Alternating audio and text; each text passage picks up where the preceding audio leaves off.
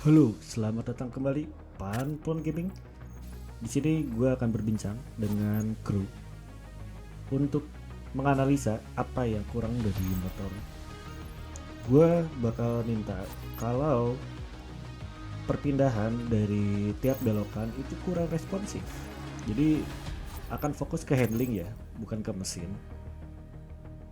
Untuk race kali ini kita akan pergi ke Spanyol, tempat bersejarah yaitu Jerez. Ingat banget di Jerez itu ada selebrasi Rossi yang lempar bowling ya, lucu banget itu selebrasinya. Lalu di sini gue akan mencoba untuk difficultnya adaptive AI, jadi mengikuti gaya balapan gue atau skill gue juga diikuti sama AI-nya ya. Jadi kalau pelan-pelan banget, kalau ngebut banget mereka ya. Gitu. Di sini kondisi cuaca mendung. Seperti biasa, gue langsung mengikuti kualifikasi pertama. Gue akan berjuang dulu bersama kawan-kawan gue ini yang tidak gue kenal ya, tidak berteman juga. Seperti biasa, sebelum melakukan kualifikasi, gue akan berbincang dulu dengan salah satu kru gue untuk berdiskusi ya.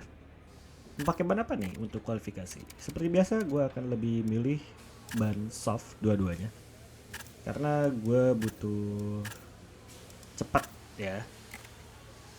Oke, untuk kualifikasi pertama kita berhasil untuk lolos ke kualifikasi kedua dengan waktu tertera ya. Lumayan cepat dan lumayan jauh dengan para pesaing kita tadi. Dan untuk kualifikasi kedua ini mendung lagi. Bau-bau hujan ya untuk race, tapi kita tidak tahu, alam yang menentukan ya, bukan pawang.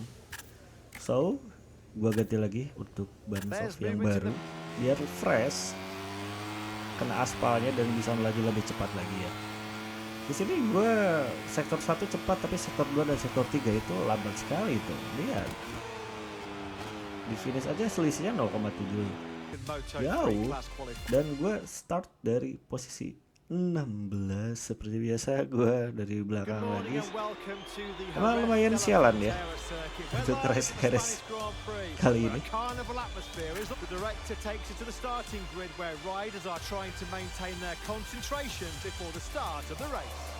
Posisi pertama ada Rueda, pesaing kita ya. Ya lumayan jauh lah dengan jarak kita, ada di posisi 16 ya. Tapi gue akan berusaha semaksimal mungkin untuk mengejar ketertinggalan ini. Oke, melaju. Gue berharap ada mukjizat ya yang bikin gue bisa langsung ke 1 gitu. Tapi ternyata tidak ada karena gue kesalip banyak, dan gue akan memanfaatkan momentum tabrak menabrak di sini dan menyalip dari sisi dalam. Oke. Sekarang ada di posisi ke-13. Menyalip lagi dari luar. Oh, rekan sini gua nih, si Enkar. Agak barbar juga ya, membuat gua lebar. Agak sial tuh rekan Steam. Harusnya dia bye-bye gitu. Apalagi kan gua udah menang gitu di season ini. Sedangkan dia di belakang terus gitu.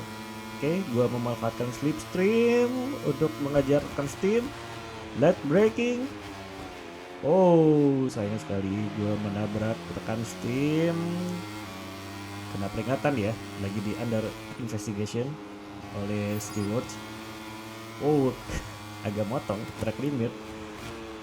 Ada kesempatan 4 kali lagi ya agar tidak di long lap. Oh tidak, karena tadi bertabrakan dengan rekan Steam, gue kena warning lagi, dan sekarang warningnya udah 2, sisa 3 untuk gue melakukan barbar ya. Oke, sekarang gue udah masuk ke 10 besar. Main cepat nih gue pede sekali nih kalau misalkan udah melihat ritme balapan dari para pesaing. Jadi gue adaptasinya makin enak gitu. Oh ternyata gitu kan, si musuh gini, remnya di sini, gasnya di sini, beloknya gini gitu kan. Kalau kualifikasi gue agak bingung karena gue bener-bener sendiri gitu.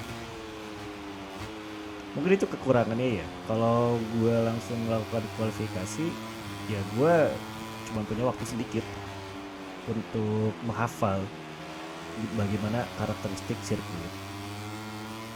Pasti beda cerita kalau gue ikutan free practice dari awal gitu kan. Settingan motor juga aman, gue hafal karakteristiknya bagaimana. Tapi ya gue malas karena terlalu panjang lah untuk karir ini, karena gue pengen cepet-cepet ke MotoGP. Oke, gue berhasil menyalip Devok untuk merebut posisi 9 dari posisi dalam, dan gue melakukan late braking. Berhasil kah? Tidak. Agak gol gue ngeremnya. Di belokan ini gue berusaha untuk mendapatkan grip lebih agar bisa mendekat ke Demon. Emang sangat sulit ya untuk mengejar depan, apalagi difficulty itu adaptif, jadi menyesuaikan dengan kemampuan gue. Kalau mereka tidak terkejar, berarti kan gue jago gitu, lumayan lah. Gak buruk-buruk amat gitu. Oke, gue masih berusaha. Apakah di sini gue bisa untuk menyusul? Kita lihat. Oke, mendapatkan grip lebih dan melakukan late braking. Masih tertutup, tidak diberi celah. Oke, yang depan numpuk rombongan PAUD ini. Oke, memanfaatkan slipstream. Apakah bisa di tikungan pertama ini gue menyalip? Oh, masih cari aman dan gue mencatatkan fastest lap ya, 1:46.393. Mungkin ya. Wow, sayang sekali gue melakukan rewind ya, karena gue tidak terima dengan kesalahan gue jatuh sepele kayak gitu ya. Kita tinggal apa, kita masih berjuang ya untuk merebut posisi. Agak sedikit menjauh 0,5 dan jarak ke posisi pertama itu 1,8.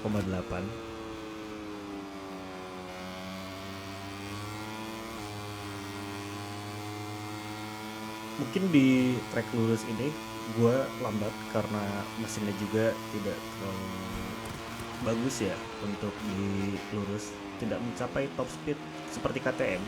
Jadi emang motor gue ini unggulnya di handling. Makanya kalau kalian perhatikan, gue di tiap tikungan itu bisa lebih cepat dari mereka gitu. Cuman ya sayangnya karena gue masih adaptasi dengan track ini, jadi gue belum bisa memaksimalkan hal itu gitu. Dan sekarang sudah mendekat lagi ke Demon. Slip, hampir saya terjatuh. Terus hati-hati Rifan Ahmad, jangan sampai begitu lagi karena lumayan kehilangan waktu, kena lagi. Dan gue tidak mau ya, karena sudah sisa 2 lagi untuk kena long lap penalty. Sorry guys. Agak sedikit kacau break di tikungan itu. Manfaatkan slipstream lagi. Dan catatan waktu gue di lap ini sangat lambat, 1,1 detik ya. Harusnya ya kalau gue konsisten itu gue bisa pasti nyusul mereka. Konvoy semua tuh 1, 2, 3, 4, 5, 6, tidak ada salip menyalip kecuali gue nih si troublemaker barbar kali dari belakang, dan yang belakang juga menempel. Wow, hampir disalip dari sisi luar. Devok juga berusaha untuk memberikan tekanan pada gue, tetapi gue mempertahankan ini karena ya gue juga tidak rela ya disalip kembali dan turun 1 posisi. Gue sudah berjuang banget loh gitu dari posisi 16, karena gue ini masih berjuang banget. Oke, depan kita ada pesaing gue ya yang menjadi objektif sekarang, dan gue harus finish di depan dia dengan selisih 0,2 detik.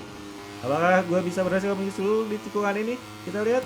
Oh, ditutup celahnya ya. Oke, gue cari. Oh, dia sedikit melebar. Guys, slip menyelip. Oh, wow, wow. Udah pasti rewind kalau jatuh begitu. Ngeremnya terlalu babar itu. Dan gue lupa lepas. Harusnya ya.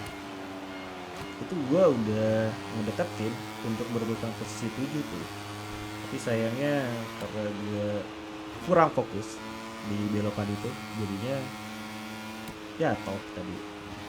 Tidak kena peringatan kembali, tapi gue lanjutkan dan berhasil untuk menyalip Bertele ya.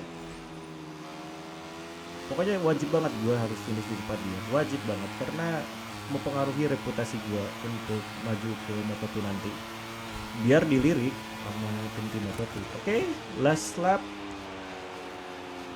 Kita lihat hasil akhirnya, apakah gue berhasil untuk menembus posisi 6, karena itu yang sangat mungkin ya gue kejar. Kalau 5 besar itu udah agak jauh lah, selisih 2,6 detik dengan posisi pertama ya gitu. Kecuali ada mujizat, ada yang jatuh gitu kan, semuanya jatuh gitu, gue tiba-tiba ke satu, tidak ada yang tahu guys. Oke, di sini gue mempertahankan ritme walaupun lebih lambat ya dari lap sebelumnya, 2 lap sebelumnya. Oke, kita lihat persaingan antara Demon dan Jero, ternyata belum berhasil untuk menyalip si Demon. Dikejar sama gua mendekat karena memanfaatkan late braking dan grip di tikungan. Hampir saja, kita lihat apakah berhasil untuk menyalip dari sisi dalam. Tidak, masih tertahan. Oke, fokus.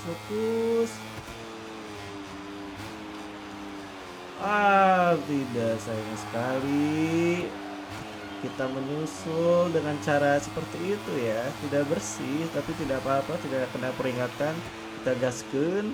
Kita berhasil untuk menyalip 2 pembalap di 2 tikungan yang masih dalam satu area ya, keren banget gila.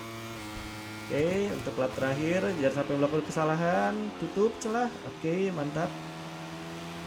Oke, gue menerima hasil dengan finish posisi 6. Gak apa-apa, udah maju 10 posisi. Yang penting tidak DNF dan tidak malu-maluin tim. Oke, sekian untuk race Perez kali ini. Di next race gue akan berjuang untuk juara ya, dan membanggakan tim gue. See you next video, bye-bye.